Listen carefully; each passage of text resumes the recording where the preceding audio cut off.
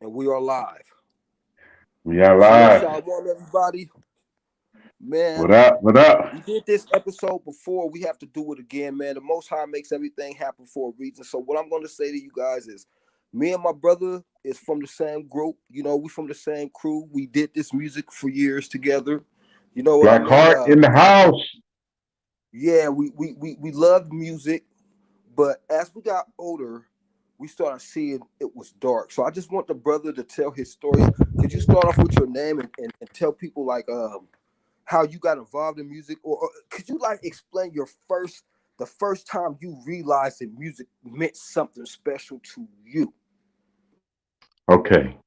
Well, my name is Reggie Minor.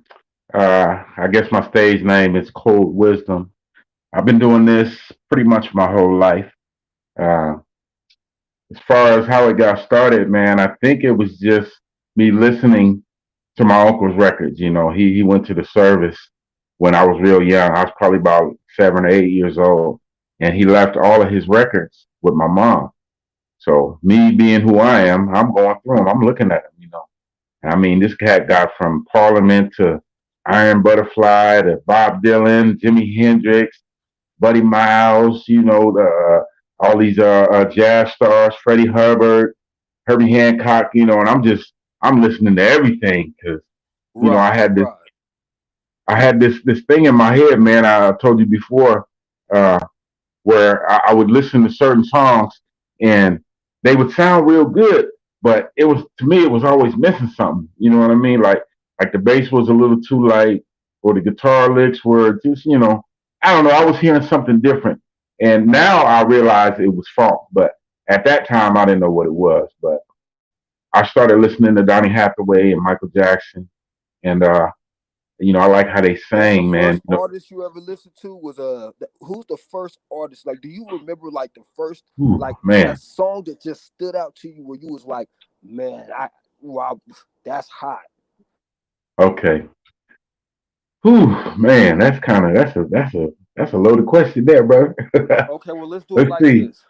How about this? Do you remember the first album you bought? Oh yeah, yeah, definitely. All right. All right, let me break it down like this. The first record that I actually purchased with my own money. It wasn't even a music record. It was one of those records that had like a book attached to it. You know, it was a story, and then the record would tell the story, and you'd read the book along with it. It was Rapunzel. Now, I didn't know who Rapunzel was or what it was. I just thought the name was cool. So I bought that record because I had a little bit of money. My mom gave us some money. It's probably like $3 or $4 or something. So I bought this record. But there was music on the record along with the narration. But it was kind of funky too. So I was like, okay. Now that I think about that, man, I could probably go back and pull something off of there. But anyway, as far as my actual first music record, okay, I didn't buy it. I won it, and I had I tapes, had and my mom had my. Can you hear me? yeah, I hear you. I hear you. Okay, yeah, they had all their stuff, but I didn't have no collection. So what I did was I called the radio station because they were having a promotion, and you could call in and answer the question, and you'd either get free tickets or you get an album or whatever, right? So my first album was the Daz Band. It was the song "Let It Whip," and I had never heard it. It hadn't even What been, song was been it re- again? What it, song? wa- it, wa- it was called "Let It Whip" by the Daz Band. I probably was maybe 14, 15 years old. I never heard the song before, right? So I called in the radio station and I got the question right. They told me that I won an album, right? So I had to go down there and get it. So I actually went to the radio station and they gave me the album, and I took it home. It was a promotional copy too, right? So I'm listening to it and I'm digging it. You know, the Daz Band. I had never heard of the Daz Band at all. You remember that song "Let It Whip"? Let's whip it, baby. Let's whip it right. Whip it all night. That was That was my the song, joint right? too. I love that joint, man. Yeah, yeah. It was funky, man. But now, keep in mind, I hadn't really heard, uh, uh, Parliament. When my uncle left his records, Parliament was the Parliaments, so they were doing doo wop. They wasn't really doing funk. So I kind of lost. I kind of skipped forward, and when they started doing Chocolate City and all that, I didn't know about it, right? So anyway, once I got this Daz Band album, I started realizing that the music was a little different. You know, it had an upbeat. It had these funky tempos, a lot of bass, a lot of guitar, and I was digging that, man. I was digging it. And that was But different than everything else that yeah, was going exactly. on You at know, the you time. got yeah. Smokey. You know, Smokey was singing his slow jams, and Mike was doing his thing. Stevie Wonder What was was doing brothers his. thinking about Miles Davis at this time? Man, look, truthfully, I didn't even know who Miles Davis was.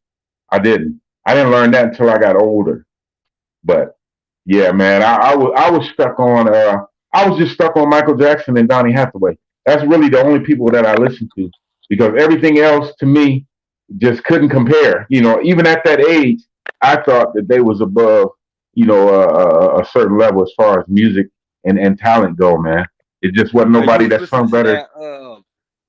Was it that which Michael Jackson album? Was it the Off the Wall? No, this is before that, man. I'm talking Jackson Mm, 5, and okay. now what people don't know is Michael Jackson had an album before Off the Wall, and a matter of fact, he had a couple of them. He had one called Music and Me, and then he had another one called Forever Michael. Those were his solo projects when he was like a teen. You know, I guess they didn't blow up like they wanted them to or whatever, but Mike, Right. man, let me tell you, as far as singing, those were some of, man, look, Mike was killing them. That to me, those were some of the best songs he did as a vocalist. As far as singing goes, man, he was doing amazing stuff, bro. If you ever get a chance, man, listen to that Forever Michael album. Yeah. You'll see what I'm talking I'll, about, de- man. I'll definitely check it out. So let me ask you. Most definitely. I mean, just curious. What was your mom listening to at this time? Oh Like what? man, Mom's the man. Look, Al Green, Joe Simon, Billy Paul, Bloodstone, Millie Jackson, Betty Wright. You Mm. know, all of the R&B legends All that the or should soulful be singers. All the right, right, soulful singers. Felt like them soulful, right, man. You know, soul. the stuff that made you feel a certain way. I'm Right. listening to Barry White. I'm young. I'm talking 8, 9 years old. I'm listening to Barry White and the Spinners, Tavares. Right. You know what I mean? Groups that you probably wouldn't even these young guys these days they probably don't even know what I'm talking about right now. You know? I'm not gonna hold you. There was a couple of people you named I didn't know, and I do this. I listen to old school. This is what I do. I like, you know what I'm saying. I listen to old school, new school, everything. You feel me? Yeah, yeah. Oh man, it gets deep, bro. I mean, you got New Birth, Brass Construction, Brick. There's so many bands, bro. That now that's the thing too. There's really no bands now. There's a lot of rock bands, but as far as R&B, soul music, man, there's only a handful. You got Tony, you got Mint Condition.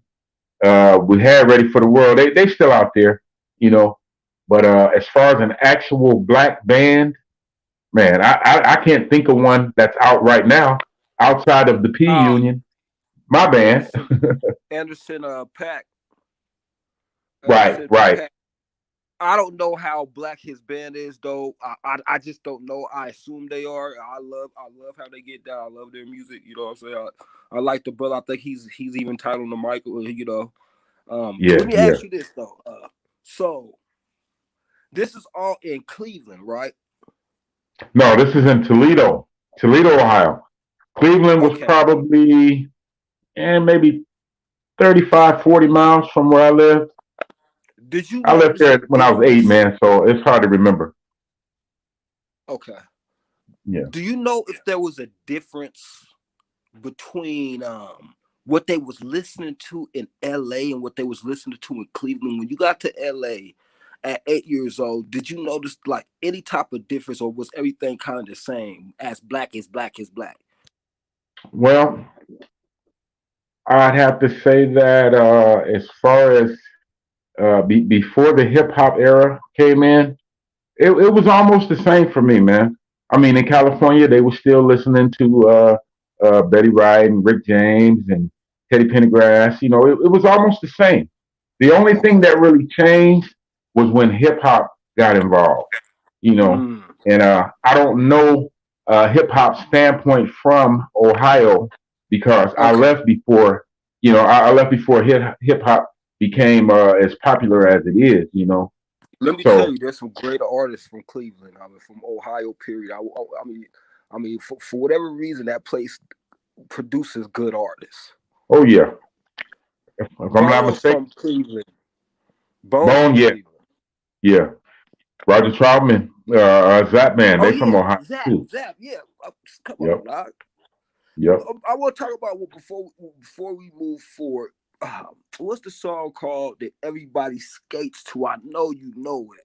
It's like, oh, bounce, bounce, bounce, Um, bounce. right, skate, dum, Yeah, dum, yeah. Oh man, that's Von Mason and crew, brother. Von That Mason and crew. it might not Yeah, seem like it, but that is almost like a hip hop track. yeah, yeah, it Like is. it's almost like a hip hop track. Like Yeah, it didn't rock like the rest of the joints, man. Like it has long periods yeah. of no singing. Right, Um, right. It's just music, just the music. so you know Yeah. MCs was killing that at the party. Oh yeah, MCs was yeah, killing that at the party. yeah. We used to rap to that beat too. You know. So it's did you so at this time you listened to R&B, you listened to funk. Did you start doing music then, or did hip hop bring you into music? Okay. I always played music. I always messed with the piano. I always messed with the guitar. I always messed with the drums. I always wanted to have a band, but I could never get nothing going, you know? So I kind of did it myself. Now, before hip hop came into play, I was the guy that was recording songs onto cassettes. You know, I'd do my drum beat and then I put my bass line and then I'd play the cassette on top of it and then I'd keep going, you know. But what I started to realize was after you do it so many times, you lose resolution with a tape. So Right, everything was coming out of pitch, you know. So I had to learn. You know, I right, learned over the right. years. You know what I'm saying? But yeah, it started way before hip hop, bro. You know, it basically started with Donny Hathaway and Michael Jackson, man. Those were my two main people that I focused on as far as entertainers went. You know, back in them days, this before the Billie Jean and you know the Michael Jackson moonwalk and all that. He was kind of imitating James Brown and Jimi Hendrix. If you really paid attention to Mike as a Right, kid, you know. right. So So let me you know ask you, that. Go ahead. Stevie Wonder. Did you listen to Stevie Wonder at all? Oh yeah, definitely, man. Definitely. Even as a kid, man, when Stevie Wonder was a kid, I was a little kid. You know what I'm saying? So you got this young dude up here playing that harmonica and he playing drums, he playing the keyboard, and the man is blind the whole time. You know, not that that's a handicap or anything. Some people might look at it as it is. It didn't affect him. It made him even better. You know, because he could sense more. You know, without having. You know, this is just my opinion. I think that the fact that he couldn't see made him even more aware of what was going on around him. Maybe that's why his music was so deep. If you really listen to Stevie in the early days, he talked about real life stuff, man. You know, Right.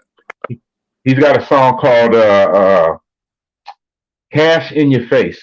It's on the Hotter Than July album, and he basically talks about him being a prominent person in the community. As a black man, he's making some money and he's doing good. He's trying to take care of his family. So now he want to move up and get him a nice house, but everything's cool until they see that he's black, and then the whole script changes. You know, and Right. the song is about that. As it always does in real life. Right, Always. exactly. So basically, the song is called Cash in Your Face because his hook, he says, you might have the cash, but you can't cash in your face. We don't want you living in here. That's Stevie Wonder's hook. And we Right. talking in the 70s, brother. He was saying that Right. then, you know? Right. Yeah, that reminds me of something you told me about seeing the Black Panther parade in Oh, Ohio. yeah. Oh, yeah. And Definitely. could you tell us about that? Well, I don't remember seeing any prominent figures. If I did, I don't remember because I was so young. But what I do remember is hundreds of black people literally marching through the streets, armed now with guns, and there was Right, no riots. There was no, well, the police presence was there, but there was no, I never saw any fights break out or nothing. But I guess I'm saying that the fact that their presence was there, and me being a little young black kid, I didn't understand the significance of what they were doing at the time. It just amazed me that all these black people were together and nobody was fighting, man. It was like, it was like the march on the Million Man March, I guess, But it right, wasn't that many people. But when you're that small, everything looks big. You know what I mean? right, But right. I saw all these Everything's black a big men with these deal. leather jackets. Yeah, had their guns, and they was just strutting, man. Like, hey, look, that made me smile, bro. Even at I'm talking 8, 9 years old. I realized that something bigger was happening right then and there. And So that I was got right to see around it. the time that you moved before you moved to LA, though, right? That was like right before you moved to LA. Yeah, that was probably in let's see. We moved to LA in 78, I want to say. Yeah, I was about 8 and What was LA like in '78 for an 8-year old? Was it as bad as it ended up getting in the '80s? Because I believe that's even before crack hit.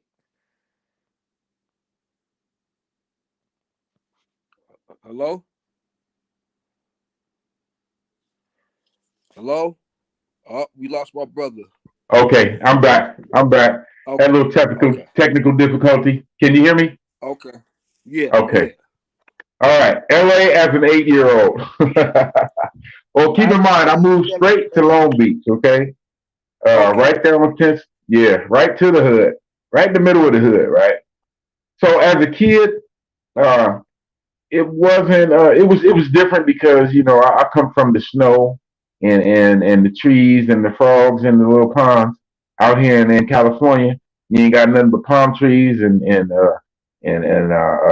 orange trees and sunshine and the beach. It was a completely different demographic. You know what I'm saying? But Do you remember uh, what time it was when you? Do you remember like was it summer? Was it winter when you moved out there? let's see.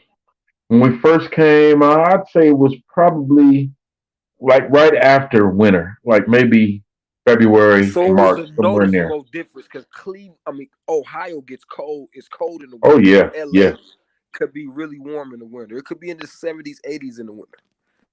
most definitely. Yeah, we had to dig our way. When sometimes you open the door, the snow would be so high, you literally have to shovel your way out of the door just to get outside. That's how bad the snow was. Mhm. So, opposed to Yeah, California, that's wild. you open the door and then shoot, man, you got the sun, you got everything, man. But as Right. far as the atmosphere, I learned real quick. There were certain places you could go, certain places you couldn't go, and you had the Mm. dress code. Even in That was something that threw '78, me huh? off. Oh yeah, look here, man. When I red used to be my favorite color. Okay, when I moved to Long Beach, that went out the window. No, you cannot wear them red. You can't wear that red hat, bro. Put that Right, red shirt off, right, man. You might get killed. For real? For wearing a red right, shirt? Somebody's gonna kill me? Hey, for real? Okay, well, that's enough for me. I was right, never. right. Yeah, I didn't understand it, but I I I listened. you know. I'll just wear yellow. Yeah, exactly. Just like in that movie The Wood, where they told him, "Hey, man, you better take that blue hat off," and he was like, "Why?" He was like, "What's up, blood?" He snatched the hat off real quick. Yeah, that was me. So it was culture shock coming to LA. And was hip Oh hop man. going on at this time, or was hip hop noticeable? In '78, you're 8 years old. Do you remember hearing any hip hop by this time? Uh, man, I'm so bad with dates. Let's see, 78. I don't think I heard any hip hop until I got into junior high school because when we moved there, I was in third grade. So right around junior high, I'm probably like uh, seventh, eighth grade. I think that's when hip hop started to infiltrate. With the Rappers Delight and Right. King Tim the Third, and all of the Sugar Hill stuff that was going on at the time. But the first time I heard a actual rap record, I thought it was just natural evolution, man, because I was listening to Blowfly, stuff that a young kid of my age ain't had no business listening to, because it was like X-rated rap, but it was kind of more like Rudy Ray Moore, Dolomite type stuff. He was rhyming, but he was like the only one actually rhyming to the beat. Dolomite would do his rhymes, and it wasn't like he was rapping to the beat itself. He was just spitting, and they play the music in the background. There was really no riding the rhythm or nothing like that. So this guy Blowfly, he actually was rapping to the beat. So I heard him before I heard Sugar Hill Gang, but Oh, I just okay. thought, yeah, but I thought it was something that he was rapping about a lot of X-rated stuff. So of course you wasn't hearing it on the radio. I just happened to know certain people that had these records and they play them for me, and I was like, man, what is that? I ain't never heard nothing like Right. that. Right. So Right. so then Sugar Hill, they came out with the Rappers Delight, and we discussed this before how Yep. Sugar Hill, how hip hop was dirty in certain areas from the beginning. With Grandmaster Caz and Big Bang Hank, when him doing his rhyme on Rappers Delight. Most of the people, if they know their hip hop history, they know that Big Bang Hank is actually rapping Grandmaster Caz's verse in Rappers Delight. That was him and the Cold Crush brothers. And So right off the top, man, Grandmaster Cass is just a Grandmaster totally Caz. different caliber of rapper than Yeah, that guy exactly, was. Like exactly, it's night and day. It's night and day. exactly. Yes, sir. I agree completely. Cold Crush brothers, man, them guys, they was doing stuff back then. That Run DMC and the Beastie Boys, they made it popular years later. But if you go back and listen to their records, man, they was doing it. Where you think they got it from? You know what I'm saying? Right. But The people only people thing don't about recognize going back that. to the Cold Crush brothers is sometimes the audio isn't all that. They need to Right, go remaster some of that stuff. You feel me? right, If it's possible, or redo them. Cause I heard yeah, one of them brothers rap the other day. He was murking it. It was Cass. He was killing it. I was like, oh yeah, what? Little yeah, hip hop man. documentary I checked out. All right. So Okay. at what point did you start spitting? Like and say, do you remember the first rhyme you wrote and why you wrote it? Oh yeah, definitely. Now back in California, as I got older, I got into my teens. Uh, I started playing music more. I got more into the instrumentation, messing with the drums and messing with the keyboard. So people kind of knew, Red's like that funk. So, if I met somebody that played guitar or whatever, we try to link up and do something, right? But this particular incident, as far as me becoming an MC, I was a DJ first. I had a group called Crowd Control. Me and my partner Mike, the cat named Frank, a couple of my Mexican homies. Even back then, it wasn't even about I'm black, so I'm a rapper, and he Mexican, so he this, he that. It wasn't nothing like that. It was this is my To partner, keep it real, and we are. we always kind of rock with the Mexicans, and it's funny because in this Israelite truth, they are brothers. Yep, So it's yep, crazy. exactly, I rocked with the exactly. Mexicans from get go. You know, That's right. And man, look, these are two of the coolest guys, man. If I ever see them, or if they ever see this podcast or hear from me again, hey man, what's up, man? I miss y'all. I do. Frank and Mike, real talk. But we for had sure, for sure. a little group called Crowd Control, right? Where I was the DJ and Mike would Which I said he that's a really tight name. And yeah, me and yeah, Big Zip had promoting violence, which is like the exact opposite of what that is. You know what I'm saying? Which would have been right, a crazy little combination. You know what I'm saying? Like, but right, go ahead, my bad, bro. Go ahead. right. Yeah. I'm trying to remember who came up with that name. Crowd control. I don't know. I can't take the credit for it because I really don't remember. Mike might have came up with Uh, it, but yeah. That basically, name is tired. yeah. Look, look. If I run across some guys, we'll bring that back for real, real talk. Hmm. But basically, Mike would hook up the parties, and then Frank was the money man, because he had his own business. He had a gut truck, so he would take that money and buy equipment. And then I'd tell him like, okay, we need some lights, we need this, and he just get whatever we needed, man. And we go out and do these parties, right? So about a couple months into it, we making some good money, and we starting to get known One around. second, brother. Uh, 1 second. I just want to point out a fact. The brother's explaining to you how he started rhyming, and what's involved is rhyming, then going testing out your rhymes at parties. That was the process then. You right, didn't just rap right, to never spit in front of nobody or never battle nobody. right, But go ahead, my bad. I right. just wanted to just point that out. Yeah, okay, okay. Yeah, because that's really what it was. Now, we go to these parties, right? I'm DJing, and my little brother, Mo, what up, Mo? We had he was in a group called the Good Group Rapping Crew. My partner, Barry, what's up, Barry? Partner, Sandman, what's up, Sandman? At that time, Sandman actually wasn't in the group. It was another cat named Kenny, another cat named John. John was family. My brother was married to his sister. So what's up, John? What's up, Kenny? Anyway, they had a group called the Good Group Rapping Crew, and my brother was like, "Man, we're gonna come to your party and let us spit." I was like, "Okay." So they came, and man, look here, the way the crowd reacted, man, it was like a concert, bro. I was smiling from ear to ear. So right then and there, I said, "Okay, I want to rap." Right then and there, Okay. I said, "I'm So gonna write me a you rap. I seen could do his this." reaction and you was like, oh, I could do that. Yep, exactly, exactly. Man, it was a trip, man, because it was like they had we called ourselves crowd control. They had complete control over the crowd with just doing the raps that they was doing, right? So I'm thinking, okay.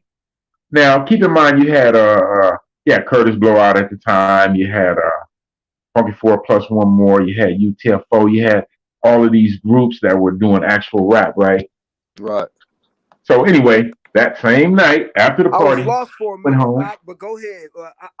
Man, it clicked me out for a minute, but I'm glad you still okay for sure though. But go ahead, brother. I missed some of that. The last thing I heard was that yeah you seen your brother rocking and how the crowd reacted and you was like oh you Right, thought you caught the bug. right. Yep. So that same night, man, I went home and I sat down and I wrote my little rap. And I was a little scared, because me being the DJ, you got to kind of control the crowd. So I had a little bit of practice at actually talking on the mic, even though I wasn't rapping. I was it was to throw your hands in the air and waving like you just don't care, that type of stuff. You Right. know, so I just applied that to what I wanted to talk about, man. And then it just took off from there. And then Barry and them saw me, and they was like, "Hey, man, you want to join our group?" So I ended up joining the Good Group Rapping Crew. But Kenny left for the service. I think John left for the service too. I think they both went into the service, and then they added Sandman as the DJ, and then I got into the group, and we changed the name to TDF. We called ourselves Too Damn Fresh. We thought it was tight, man. It was the '80s. And back then it was. Back then it definitely Yeah, was. yeah. We thought it was tight, because we thought we was too damn fresh for real. So Wow. man, it went from there, man. We linked up with the K-Day Performing Arts crew somehow. I think Barry was the one that got us into that. But prior to that, man, we were doing parties. And, they would come to the parties with me, and then I would go to the parties with them. And then eventually, I ended up being part of the TDF clique. So, That's uh, what's up. uh, yeah. But I was And then still cool with Mike and them, you know what I'm saying? But uh, once we started doing parties, man, and we got into this performing arts troupe, man, there was a lot of people in there, people that are famous now. I tell my kids these stories, man, and they just look at me like, yeah, right, pops, whatever. like who? No, it's Give the us a truth. couple of people. Okay, well, when we got into the K Day Performing Arts, uh, Ice Cube was there, but he was with CIA. Him and Jinx and I can't remember the other guy's name. Uh, Coolio was there in a group called New School. Candyman was there. Jewel from Death Row, she was there. Yep. Nikki D, the first female rapper on Def Jam, she was there. Nikki D We was talked about tight this to last me time. too. Nikki The D what was now? tight. Nikki D was tight to Oh me. yeah, yeah, man. She's still tight. She's still tight. She's That the girl, one. she was spitting then. She's the one who had that one track, "Daddy's Little She, Girl," right? Or is that yeah, somebody yeah, else? exactly. Okay, Or yeah. was that Rage? No, no, that wasn't Rage. I'm thinking Yo Yo. There's a Nah, little girl. Yeah, yeah, that was Nikki D. Yeah, yeah. you're right. It She was. was tight. My undisputed, I was MC Light. At one point, I actually Oh thought man. Rage was like the dopest MC. I mean, on Earth. And for like Yeah, a good month and a half, I thought Rage was like the dopest. You know, when she dropped the roughest stuff with the Afro Puff. yeah, yeah. Rage is hard, man. MC Light to me, she was my favorite female rapper because her style was like she just had this cold style, bro. It was Real like cold, calculated. yeah, you know what I'm saying, and her voice was perfect, man. Right. So when comparing her to people like they had the real Roxanne, they had Roxanne Shante, Sparky D, you I know, out of all those, Roxanne Shante was cool, but I didn't really like the other two. The other two girls I felt like were gimmick MCs. yeah, yeah, that was a response to the Roxanne song, Right. They So they wanted to they get that created a on. character for that, and then Roxanne Shante, she rode the wave on that. You know what I'm saying? She did what she had to do, and it worked for her. Okay. But as far as female MCs go with complexity, I didn't think nobody at that time could touch MC Light, bro. Because that Right. Tempest, this man, that was some of the coldest stuff. To this day, that beat is so hard, man. Do you know what that And song? We gonna talk about what that song was about off air. okay, yeah, Because we gonna stick to the facts. But this ain't factual. This is something just for us to discuss. We don't know if this is okay, true or not. I just heard a little theory on it. Okay, so you're performing at this time, cause let me say, um, me and hip hop started with me with like Just Ice, KRS-One, that's nice. Houdini, Run DMC. I Right. heard rap before that, but it wasn't Hmm. until then when I started hearing names that stuck around.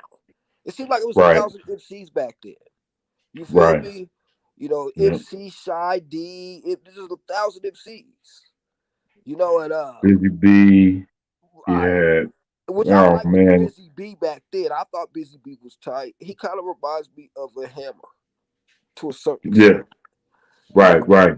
but See. what how I seen it, I used to stand on. You remember the big old radios that looked like a big table or something? It looked like a thick, like old school desk or something. The big Laphonics.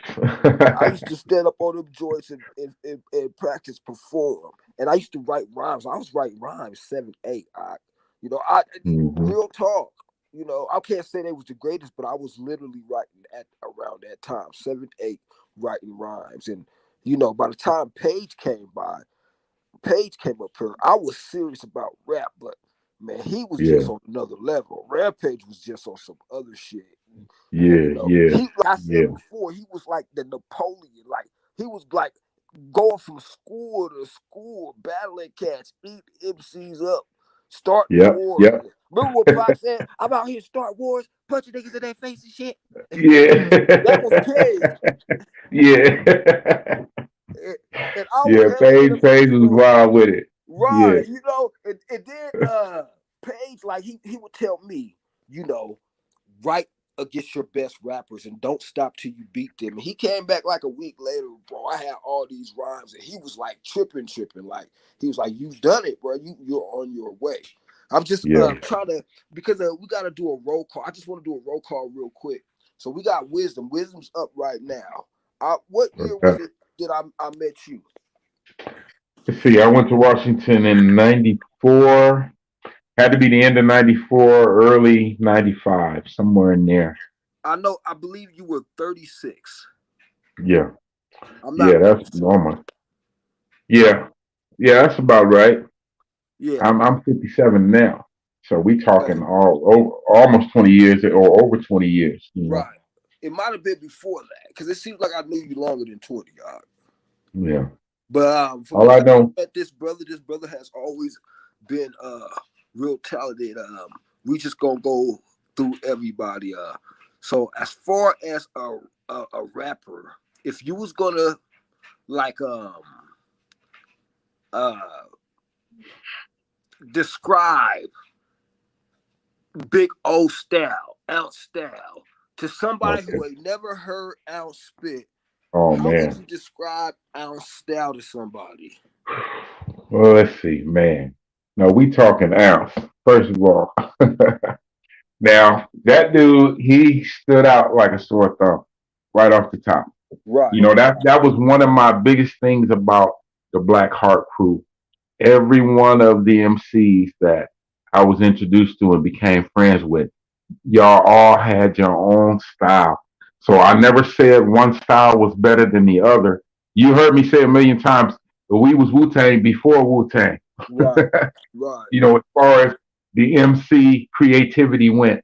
Now, Ounce, Right. man, look, And it that dude, stretched a little. It may have stretched a little deeper because we actually had musicians in the crew. right, And we had exactly. Carlos too. We had Carlos, and Yeah, then we had a Carlo. producer, a traditional hip hop producer in Dre, who became my producer. Yep, Dre. Right. Yep. But go ahead. Oh man. Well, Ounce was more like to me, Ounce was the polished stone. You know what I'm talking about? You know, you Uh, got a basket full of stones, and then one of them is just shining and polished up to perfection. To me, that was Ounce's style, man, because he had the metaphors and it was natural, and the way his voice sounded, it complemented the rhymes. And dude, he just had that charisma, bro. You know what I'm saying? and he could He rap about anything, anything. oh man, Like he yeah, could he and could make a song. You gotta remember, me and him were actual a duo together. You feel me? We were actually Gas right, Corrupt, a duo. He could rap about anything, literally. yeah. Man, we need to play the blade. Let people get hip to that for real. Oh, don't even trip, bro. Like, so this is just a live version. We will do like a documentary version once I get everybody's take on how the dark and light Right. side. We'll match it all together. Just do this big old Black Heart documentary about music and how it affected us. Yeah. So now okay. What about how would you describe Shoddy to somebody? And let me Oh, let me Scotty. just say Oh this man. before we even go there. Let me just say this, man. Like I started Shoddy flowing, so I mean it was his flow style was personal to me. You feel me? Yeah. It was so it's a different thing to hear a brother ripping and cutting like he be ripping. It's like whoo. Yeah. But he did his Now. own work. I want to make it look like that. Literally, one day I'm spitting, teaching this dude how to rhyme. We go over to the other homeboy's house, has the studio. I leave him over there with him. I come back like a week later. Shotty got like 30 songs. Yeah.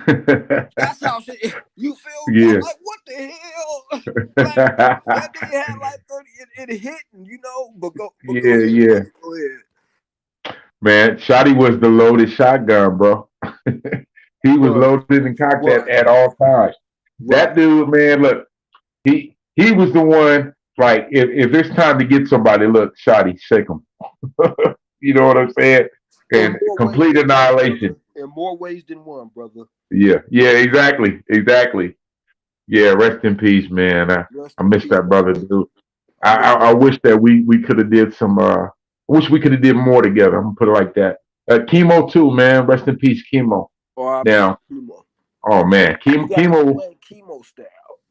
Yeah, Chemo. Okay, for all y'all that like Busta Rhymes and Onyx and what's what Red Man, you know, the kind of loud, wilding out type of rhyme. Look, Chemo was the original.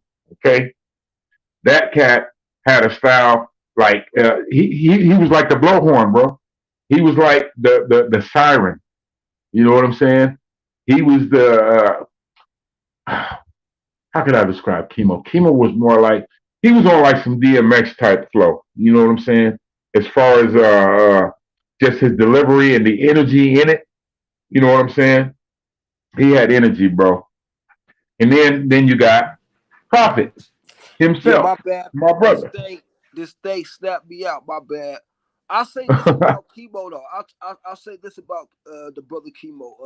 You said he had that wild style. He did, but it wasn't like theirs. That's just the closest we could describe him to, Yeah, y'all. exactly. It Yeah, if you, wasn't yeah, like I feel that. his voice was nothing like their voice, but it was like a. I'm trying to think of somebody who he sounded like. I would have to name like two, like a mix of like Fredo Starr and like a Okay, Keith Murray, or and like a Keith okay. Murray. Yeah, yeah, yeah, yeah. I feel that.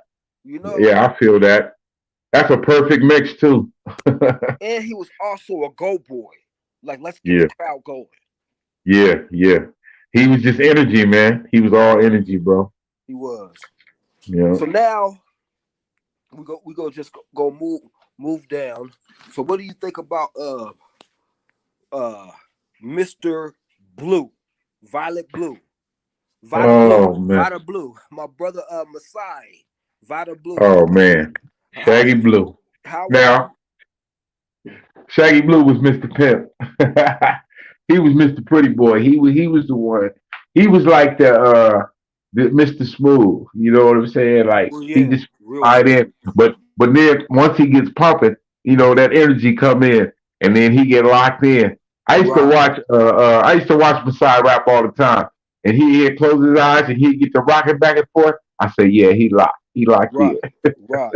And Yeah. me as well. I probably Now had more you, time with him than any other member of the crew has. You feel me? As far because yeah, remember, me and him was always together. Me and Masai, yeah, yeah, we were always together. yeah. But go ahead. You could. What about if you describe prophets Well, to me, you were the prolific one. You were the one that you were kind of okay. If we're going to compare you to Wu Tang or compare our clip to Wu Tang, you would have been Barbie Digital as far as the lyrical complexity goes. Because I remember sitting in your room many nights, and we coming up with songs, and I'm sitting there, and you're like, Reg, uh, I got this idea, and then you start spitting it to me, and then I'll be sitting there and I'm listening. I'm like, okay, man, you got to look at it from this angle.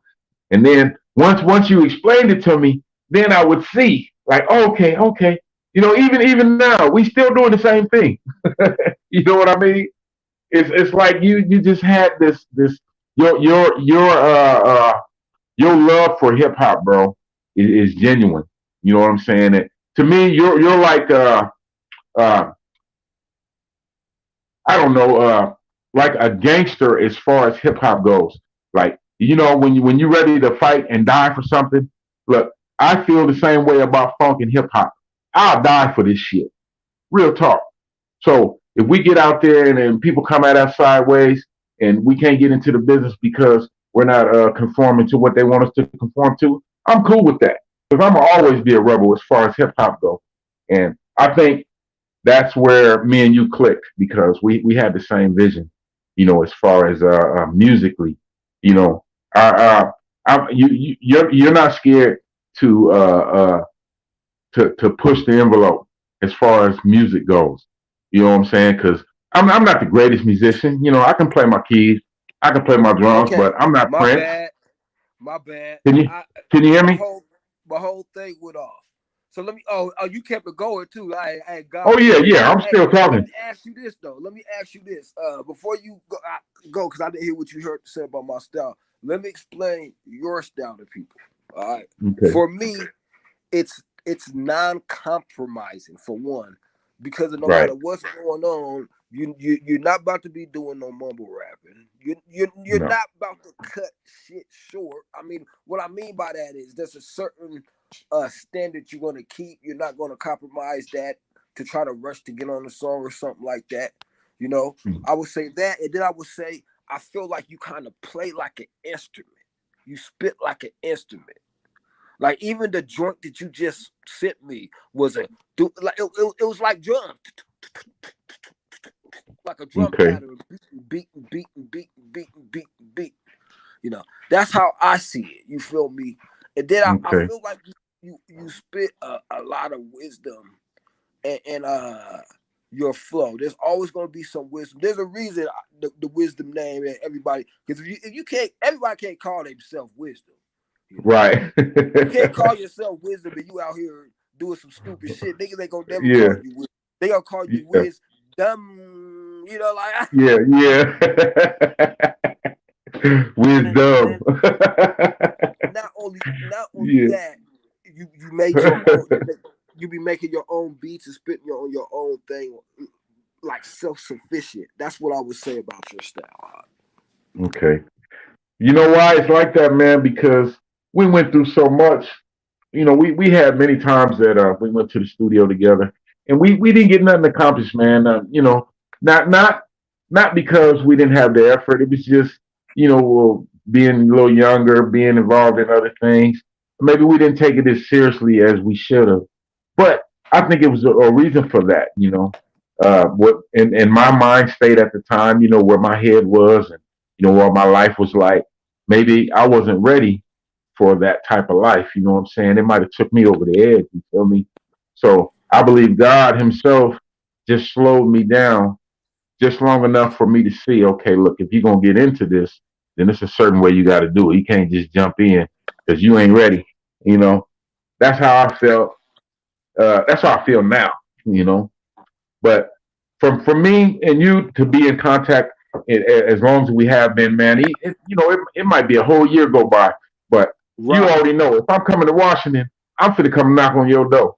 I don't Yep. care if you there or not. I'm finna ask your mama where your son at. Right. You know Right. I'm coming. You already know I'm coming.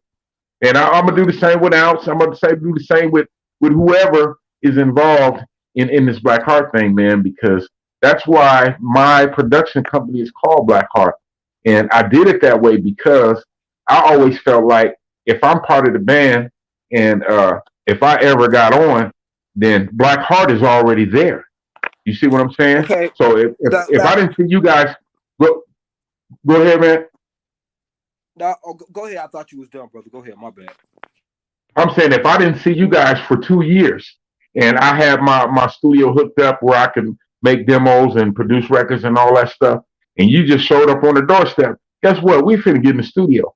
I don't care how long it's been because you Black Heart. Right. You know what I'm saying? Right. If Carlos, X, Ounce, Shaggy, Dre, Page, the twins, it don't even matter, man. We all Oh Black Heart yeah.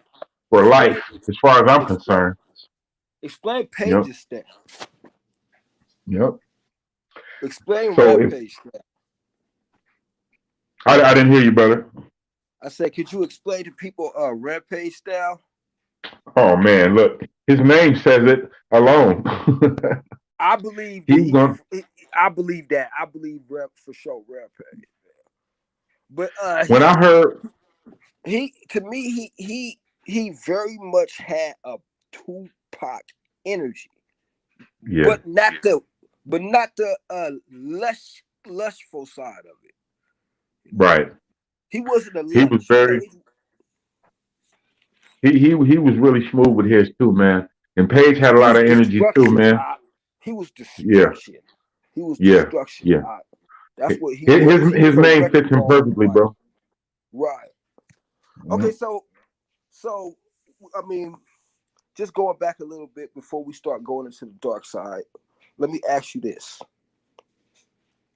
So you said you've met a lot of artists just from performing the same places. Like I believe you said you met King T. You said he was a cool brother. Who else Right. did you meet? Oh man. Uh, I talked with Young MC for almost 45 minutes, and I didn't even know who he was. But we were just chopping it up because we were talking about music, and I happened to be at my friend's show. Well, this is after I wasn't part of TDF no more, but I still I still represented. So I Right, went to right, one of their shows, and there was a guy sitting there, and he just started talking to me. We chopping it up. We talking about music, and he asked me, "Was I performing?" I was like, "Nah, man, I'm here for my boys. They're gonna go on, whatever, whatever." I said, "Are you rapping?" He said, "Yeah, man. They're gonna let me do a couple of songs." I said, "Oh, you got some good stuff, huh?" He said, "Yeah, man. I'm Marvin Young, the Young C." I said, "Oh shit." I shook his hand. I said, "Dude, I funks with you, man. For real. right, Hey, cool brother, cool brother. Not stuck right. on himself, none of that." And I'm talking. This is when he already had hits. This was after I think the song he had out then was "The Principal's Office." So he already had a couple of CDs out. So what I'm Right, saying is he had already had that height in notoriety to where he could act funny if he wanted to, but he didn't. right. Yeah. And then let's So you see. met a lot of brothers that was really cool that didn't have them egos like that. Right, exactly. Look, Coolio, man. Look, right here in Vegas, man. I seen Coolio at a little place they got here called Dottie's, where you can go gamble, buy cigarettes and all that. Right. So he gambles in there a lot. It just happens to be across the street from my job. So one day, you know, I just hit him up. I was like, "Hey, man, I just want to shake your hand, bro." I said, "You probably don't remember me, man, but I used to be in that K-Day Performing Arts thing." And I think you was with a group called New School at the time. He looked at me. He said, "You remember that, man?" He said, "You remember that?" Then he thought about it for a minute. Yeah. He said, "Wait a minute, K-Day." And then I mentioned Roy Kaufman's name. We shook hands. Look, cool brother, cool brother. Now we Right, talking after Gangsta's Paradise, after the movie, after the big giant fame stint. You feel you me? ain't never heard Coolio beefing with somebody. He seemed cool in his interviews. He Yeah. just seemed. That's probably why they named him Coolio. Cause I don't Yep. know about LA, but in the Bay, you couldn't make your own name. They named you. They chose what your name was back then, at least. Hmm. Now you talking about like Mac Mall and E40 and all them guys I'm on that talking end? about Too Short. You know, I'm talking about Too Short's Oh, era. okay. I'm talking about the city of Oakland. They called me Snuff in Oakland. The reason why they called me Okay. Snuff, I turned it to because I snuffed brothers, but they called me Snuff because of it was hard for me to breathe when I got to Oakland because that air is crazy compared to Washington air. You feel Hmm. me? That air is just like it was. I couldn't even take deep breaths in Oakland. I like, Wow. my nose was always stuffed. I was always sniffling. So they called me Snuff because I was always stuffed up out in Oakland. You feel me? Okay. You know. Okay. So you don't get to name your names. You don't call yourself your own name. You know what I'm saying? They, Okay. they might Okay. call you fat boy because you skinny as hell. You feel me? Yeah. Yeah. Yeah. Yeah. I feel that too, man. I know about Too Short, man. That guy, he seems like a cool guy too, man. I've never met Too Short. I I've met seen him in that brother concert a Too few Short. times though. I Yeah. met Too Short. I seen him in concert. I met Short. I met your Yeah. boy. I met your boy Cocaine. You know, Cocaine. the Okay. artist. The artist. Yeah. Yeah. Yeah. Yeah. Cocaine is sick with it. He on some straight Parliament. He sings like George Clinton. He really does. If you Right. really listen to George's old music and then listen to Cocaine, you see where he got his influence from. He stay on that funk too, man. That's what I like about that. But Right. it's a lot of So let guys, me man. ask you this. Go ahead. Go ahead. I remember you was telling me somebody else that you Oh man, it's so yeah. many people, Talk bro. about the infamous story of battling rappers in L.A. and coming across some say Snoop Dogg. Okay, okay. Now this is what my boy Will, Big Will, out there in Bun Willow, Bakersfield. That's my brother though. He told me this story, right? Now, truthfully, I don't remember because it was so many people at that time. I'm young, I kind of got a little following, on the north side of Long Beach for rapping. We was talking Right. about Paige going to the parties. That was Right. me too, man. I had my microphone wrapped around my neck with my little boots on, and I'm plugging in wherever I can plug in, right? So a lot of people would try to challenge me, because of my little reputation I had around the city or whatever, and they would literally come to my job. I'm working at Miss Fields Cookies in the Long Beach Plaza, and these guys Right. are, oh, that dude, he be rapping, and they want to get, they want to go there, so we go there. Most of the time it was in good, it was in good conscience. Afterwards I'd meet people, and then we'd make connections. You know what I'm saying? But sometimes it was straight up war. Now my Right. boy Will swears that I rapped against Snoop, and they say I got him, but I do not remember that, bro. I don't. I really don't. It might be possible. Uh, there's so, like I said, man. I probably each. I worked there for almost 2 years, so I had at least 4 to 5 people challenging me weekly. Right. And then you got to remember at that time I was all energy. I was living hip hop. You know what I'm saying? Right. I had my Kango. I had my little belt. I kept my microphone like it was my wallet. You know what I'm saying? It was hip hop was just engulfed me at the time. So I How much loved every bit how of it. much time did you spend memorizing your rhymes back then before Oh Beatles? man, we'll put it like this. Now it takes me a couple of weeks to memorize something new that I wrote. But back then, I'd have it licked in a couple of days. You know what I'm saying? I write it. Right. By the third day, I had it polished. Now, Right. shoot, them sales ain't what they used to Right. be. Right. I Well, hear you. what did I say? Yeah, Right, right.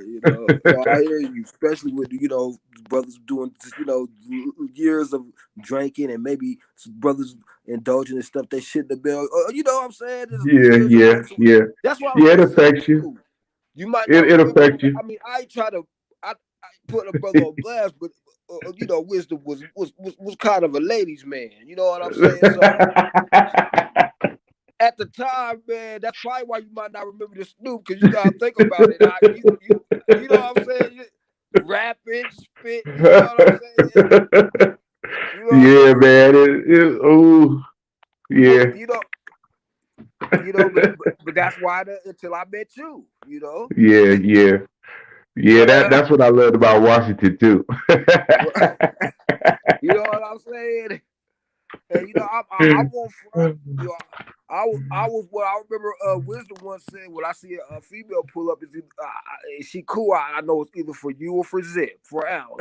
You know, that was like our crew. I mean, and Yeah, I'm not proud of it. It's just what it was. You know what I yeah, mean? yeah, yeah. That was our distractions too. Now, Right. That was our just because we weren't yeah, gang banging. I mean, we'll whoop somebody's ass, but yeah, we weren't gang banging. You feel me? You know yeah. what I'm saying? Exactly, exactly. Yeah. You See, that's dodged what I that bullet. love. Oh man, I love the fact that we hung out as friends, bro. I mean, outside of the music, we actually was involved in each other's lives, man. You know what I'm Right. saying? Something go Got down, look, your we. kids. You feel me? Yep, You yep. know, and it's just wow, bro. So let me ask you. So when's the first time you noticed that there was some dark stuff in not hip hop, but in music in general? I mean, I remember Oh, like like no, go ahead. oh man, it's I don't know. I guess it started with Prince. You know, Prince had I was really into Prince because of him being the type of musician that he was. I was that guy reading all the linear notes, so I knew who played what, who produced what, who was singing, so on and so on. And then I realized Prince was doing all that by himself. And I had already came to a point in my life where I realized I had to do things by myself because I could never really put a band together. I didn't have the money. I didn't have the talent that he had, obviously. But Or the money he had to keep the band together. well, yeah. So I would listen to him, man, and some of the music would catch me in a certain way. And I didn't know if it was just him experimenting with sounds or it was just me hearing something that I wasn't supposed to hear. Like the song he has, what is it? Lady Cab Driver. Okay. That's one of the funkiest songs that Prince ever made to me. The way the drums, he's playing them drums, he got that bass, dude. It's uh, uh, one of the tightest grooves he ever put together. But probably about 80% after the song is almost over, there's a breakdown where he's playing the drums and he's got his guitar licks playing over it, and there's this weird little sound that flows through there. It's almost like a roar, but like with some type of like a gated mute echo on it or something. It made me feel weird, bro, listening to that sound. And Wow. every time I heard it, listen to now. I told my buddy about this recently, and we played the song, and I didn't hear it anymore. So I don't know if they removed it or not. But there's a break at the end of the song after he does his little talk. This is for the women so beautifully complex. This is for love without sex. Well, after he does all that, it breaks down, and he's got this the drums is kicking, and then there's this weird little song that just flies through like wow. It sounded like a roar or a demon or something, bro. That shit made me feel like it made my whole body flush. I was like, what the hell was that? Okay, that was just one thing, right? And then, well, I was told you, me and my boy Stone Tone, P Union, what up, Tone? Me and him, we're in his garage listening to Let's Go Crazy, Purple Rain. And if you saw the movie, then you know that there's a part where the song is called Let's Go Crazy. So he starts playing the piano, boom, boom, boom, boom, boom, boom, boom, boom, boom, boom. He's playing all these weird chords, because like the song itself is going crazy. I understood that, right? Now, me and Tom, we in his garage, we grooving out, we just bumping our heads, we in there funking, right? And all of a sudden, I gotta explain this first. Tony had all kind of posters on his wall: Zap, Parliament, Sheila E., Prince, all of these different bands. He had album covers and everything all over his garage. And we had this. Well, he had this poster of Prince. And while we're listening to that song, that damn poster slid off the wall like hella slow, bro. It was like it just slid down while Mm, Let's Go Crazy was playing. It was some that's weird shit, crazy. man. Yeah, and it made me feel like that sound I heard in the other song he did in that Lady Cab Driver. We turned the song off, but after that, bro, that's when he showed me the picture of. There was a picture of Prince on. It was either Let's Pretend We're Married. I think it was the B side. Whatever side had Irresistible Bitch on the other side, there was a picture of Prince where it was half of his face on the Mm, cover. And Tony put that cover up to the window, up to the mirror, and it created two sides of his face. And he looked like a jackal, bro, with horns, smoke, and it scared the shit out of me. So for a long time, I wouldn't listen to Prince, bro. I wouldn't, mm. because What made you go back? What made you go back? you know what made me go back? Him. I started seeing that he was changing and he was getting more spiritual. He always was spiritual, but he would mix the spiritual with the evil. And I knew that was wrong right off the top. You ever heard the song My Name is Prince? His lyrics, he says, my name is Prince and I'm funky. When it comes to funk, I'm a junkie. I know from right. I know from sin. I got two sides and they're both friends. When you say something like that, man, God don't like unrighteousness at all. He's not gonna let you slide just because you think it's okay. If it's evil to God, it's gonna stay evil. He ain't messing with it. Period.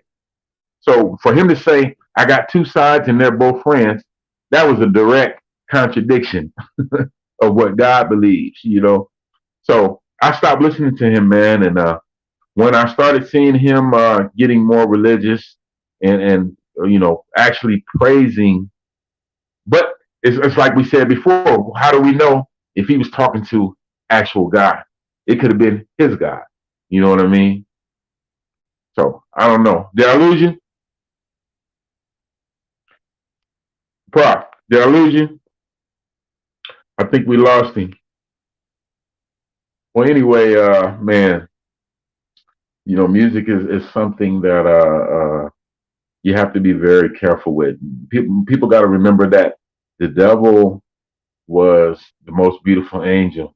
He was in charge of music.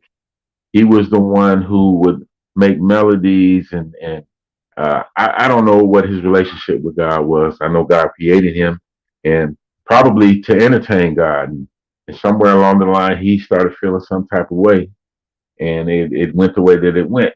So what I'm saying is for you as a musician or whoever, you have to be careful. You got to be careful because you don't know uh, where the influence is coming from. Um, so a lot of people out here in the music business that are making money and they're big stars, and but if you really watch them and look at them in their face, you can tell they're going through something. It ain't nothing that they can control. You know what I'm saying? When they put that big money in your hand, then you're locked in. You're locked in. You still there, my brother? They Did I hate lose you? big time. They push me out. They hate big time. No, I'm gonna Yeah, tell you something yeah. about Prince, brother. Prince, man. When I was little, bruh, people don't understand. There was nobody like Prince walking around. You Right. didn't look at Michael Jackson as feminine at this time. No, not at all. Not You at know, all. Prince looked like off top. I remember him coming out, and I remember my pops immediately. Nah, I don't want you guys there. You gotta bring that shit in my house. I couldn't bring. You can't bring a Prince tape in my house. Right. Until he did Purple Rain, and even Purple Rain was evil as hell. We know that now. Yeah. You Yeah. know, I've seen darkness in Prince. I mean, there's always like an eerie feeling around him. Yeah. Same with, I would say the same for Michael. I've had a eerie feeling around Michael too. It's not the same eerie feeling of Prince, but just something eerie about them brothers. Something dark about them brothers. You know. Yeah. I think anybody in this industry, that is really really successful, that they have to be giving up something. Yeah. Maybe it's more money than they are supposed to. You see what I'm saying? Mm-hmm. Maybe they supposed to get 50 million, they only get 10 million. You know, Yeah. maybe it's Now, some people. Go ahead. well, I was gonna say before they cut you out for whatever reason, I was talking about how uh, uh, Prince had this song called "My Name Is Prince," where his lyrics he talks about him having two sides, and they're both friends. Now, anybody that believes on God and know what God requires of you as His child, you know that He's not dealing with anything that is not righteous. Period. Right. He's not going to compromise. He's not going to let you. Oh, well, that he can slide with that. God don't do that. If it's wrong, it's Right. wrong, and he ain't dealing with it. So for him to say, uh, "I got two sides and they're both friends," so you're saying evil and good are friends? How is that even possible? You know. So that's a confusing contradiction right off the top. You know. So that So I song got something. scared me too. So This is Proverbs 11:21. Though hand join in hand with the wicked shall not be unpunished, but the seed of the righteous shall be delivered. So it tells you don't hold hands with these people. You can't hold hands with wicked. Though right, hand join in hand, the wicked shall not be unpunished, but the seed of the righteous shall be delivered. So you don't want to right, be you don't want to be unequally yoked with somebody. Because guess what? Prince is making this music, right? He's making all this money off this music of being evil. And you'll become evil just listening to his music. And you right, get the same unequal portion. You're gonna go get the same thing he gets, but none of the benefits that he got from it. right. Exactly. You know? Yep. I'll Yeah, you say got to be like careful. music, music being wicked for me, very beginning. When I was Yeah. a kid, there was bands like Twisted Sister, Mm-hmm. Black Sabbath, Shout. I remember that group that sung Mm-hmm. that song, "Shout to the Devil" and all that song. You feel me? Mm-hmm. You know, it was wickedness from here from get go. But the first time I've actually experienced some stuff, I was listening to. Well, let's go here first because it made it came before. No, that came after. I was listening to X Rated. Okay. You know who X-rated is? Is X-rated. Brother Lynch. Right. Right. Very dark music, Yes. very talented brothers though. I personally believe that Eminem got a lot of his style from Brother Lynch. You know, Yeah. Yeah. I You think mean that Eminem got that a lot of his. that wicked tone? The very yeah, but I'm just talking about as far as just flow and lyrics. X-rated. Now remember he had that song called "That Sickness," which I refer to this day. I just been bringing Yeah. that back because I feel like the whole world is affected with what I call that sickness.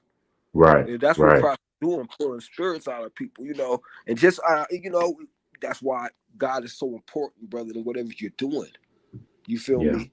Because of at any time that sickness could come back upon you. Could be talking to somebody, and any one of us talking to somebody go from 0 to 100 real quick to bust a Yeah. nigga ass. Even as we're getting older, and that's Yep. definitely that sickness. Look, before we got cut off, man, I was saying that how the devil was the one that was in charge of the music.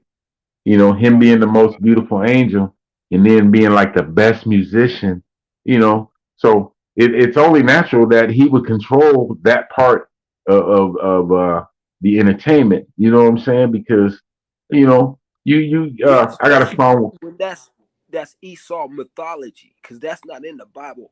That's Esau mythology, so that's how you know it's wicked. Right, right. So then you got to Like ask like yourself, like, man, it never says it never in the Bible says that Satan is the chief musician over music. That's something that Esau made up. These Americans made that shit up because if they run the music and they identify with that. right, That's right, why they're making these sacrifices. That's why we see what just happened at the Travis Scott. When you stand in front of right, that crowd, I hate to say it, but mm, even like you said, when you seen them cheering for him, when you seen them right, cheering for him, right, you seen the glory be given to him. And mm, everybody, even me, oh no, I want the glory. That's a part about being the MC for some people. But for every right, MC that's worth his weight in any type of scale, any MC wants to be able to challenge anybody, at least have a chance with them. right. At And least then have the a sad chance with part, them. go ahead, brother. No, I was done, brother. I was done. I was gonna say the sad part is, people are put on pedestals because of their status. Somebody like Jay-Z, he been in the game for however long, whatever. But he blatantly, I mean, this man wears a shirt that says "Do what thou wilt." You know what I'm saying? It's like, you know, it, he And just you know does what that's whatever. from, right? You know Oh what that's yeah, from? that's from the Satanic Bible. That's that Right, Aleister Crowley. Yeah, right. Which all these guys study. They all study him and they all use his tricks to get zombies to react. right. That's what's going on. We can even go deeper. We could go to the Beatles because we talked about this before. We talked about the Beatles who later became had good music, but I mean these are subpar regular schmeglers, like Yeah. a What wasn't regular nothing schmegler. really exciting about it. Yeah, So why and were they so females are popular? passing out. Females Yeah, are passing out, and I yeah, guarantee you, at no day and time can any one of those dudes walk the streets of any era and just snatch them a girl. yeah, Because yeah, they look super regular. You feel me? They yeah. just look like regular ass prototypical white boys. And maybe that's why the white boys like their ass. They like, oh shit, we can finally get some cookie now. Yeah. We, And I we mean, musically, they weren't the greatest musicians, bro. It wasn't I like, would go I would go they was, Rolling Stones over them. I would go yeah. Rolling Stones over them. Oh, yeah. Now, As nobody was far really as out there digging in that guitar. Ringo wasn't doing no super guitar solos. They didn't really have no dance steps. They kind of bounced back and forth. She loves you, they yeah, had yeah, good yeah. but they had good music. It was still good music. It just wasn't great. It wasn't enough for people to be passing out. They had something in that music, obviously. There's something in Yeah, that music. They started with Elvis Presley. He was the, they tried with him. And you Right. see how people were screwing with him, but when the Beatles came, people were fainting and crying and signing over their next to kin, making Yeah. deals with the Yeah. devil to meet this man. And then, I did the documentary. If y'all check it out, Elvis Presley, Brother in Hell, they worship that man. Brother, they Right. worship that man. When an artist is sitting there and the whole crowd is looking upon him, and everybody's cheering and stuff. That's why artists end up on drugs, because they know high like that to them. Taking the Right. most high's glory for yourself, you Yep. know. Yep. Now, DMX, God rest his soul, DMX a little different. He might come out and after he done ripped the mic, he might come out and pray for an Right. hour or 2 hours. He might just go in on you. He might just go in on you. And I'll give the brother, he's a little different, but Yeah. he still had a lot of dark stuff. A lot of dark stuff. Now, As if did you I. pay, Listen, I, oh I, yeah, I had a bunch of dark stuff about music. Like before I didn't know no better. But I yeah, didn't me have no too. worship the devil shit. Me I too. never had no shit like that. But Yeah. I had some doing the deeds and being super Americanized. And the wrong portion of being Americanized. Not the Americanized as you go to work and you do your 9 to 5. Americanized is the wrong. Well, they were considered the wrong way. Right. Now, man, let me tell you, bro. I really have to rethink some of the stuff that I used to do. Right now, as far as hip hop goes, especially if you battling somebody, battling is different now. They just stand on stage and do their little improv. They ain't even rapping to the beat. No, to me, that's not battling. That's battling was when you was standing in a crowd and niggas was clapping their hands and you rapping to the beat. You trying to spit something better than this cat. But Yeah. nowadays, man, this whole thing is like, oh my God, these people don't realize that the energy that's coming through them with this music, right? I had a song that I did, and I told my son, I said, I will never rap this song again. And he was like, Dad, it's dope though. I said, but I wrote it because, I wanted to be, I wanted to be sharper than the next MC. I wanted to say something that he ain't gonna say. I wanted to be so deep at cutting, to a certain point. As far as the MC go, I don't want to kill this man. I just want to let him know that I'm gonna come with something way darker and way more sinister than you. But when I go back and I look at what I was saying, I'm trying to be deep and as menacing as possible, but am I being evil at the same time? You know what I'm saying? Not even recognizing what I'm saying. I know what I'm saying, but now I got to look at, okay, now how is God going to look at this? What I'm saying, right? Now, look, I'll give you an example, right? Uh, my first voice, I'll probably said this rhyme way back in the day because it's an old song, but this is to let you know where my head was when I was battling. This is the type of shit I used to say, okay? Voices in my head screaming, kill them all dead. I can't stop it, gotta act. So they target me instead. Behead you in the river, make the water run red. Put your brain afloat where the soul's all bled. I dread the bloodshed, spirits help me spill. But at the same time, I kind of giggle when I kill. You know what I'm saying? Now, I don't even want to finish saying what I was saying, but it just went Right, on and right. on and on. And I'm thinking like, dang, what am I saying? You know what I mean? What am I promoting really? Am I really just trying to best this MC, or am I like creating some kind of evil cantation by what by the words that I'm using? You know what I mean? I didn't even look at it like that. This is how I looked at it. I looked at it like, if I go kill a nigga on the mic, it's better than me go kill a nigga in real life. If I want to whoop a nigga ass, I pick up my pen and whoop a nigga ass. If I Right. was feeling that, that's how I looked at it. But that's just fooling yourself into believing you can promote and push anything you want, and that is fooling yourself into being a That makes you justify it. Yeah, right. yeah, I But feel you that. can't I feel justify that. influencing other people. And I think the Most High, I didn't blow up. Getting the Most High made that. I don't think I would be able to be saved. I don't even know if I would have been able to be coming to the truth after Yeah, the, after the devil just gave me $3 million contract, and then like Are we still the devil? You might say, no, son, no, son, you not the devil. You was a good white man. You know what I'm saying? That money turn niggas funny. The money turn you funny. You gotta be able to be strong. That money Yeah. turn you funny. You, I mean, how can you tell it? That's why I think reparations is coming. Because how can you tell a brother anything about the damn devil if he giving you 5,000 a month? No, this nigga Yeah. tripping. Yeah. Are you gonna cash your Exactly. check, nigga? Let me get your check then, since you feel like that. Let me take that burden up off your head. You know what I'm Yeah, saying? Like, man. I it's wicked Hey, baby. because my brother Judge Zahab, who Judge, I wanted to My get him wife. on here. You live, Hey, baby. how you doing? What? I said you're live. Oh.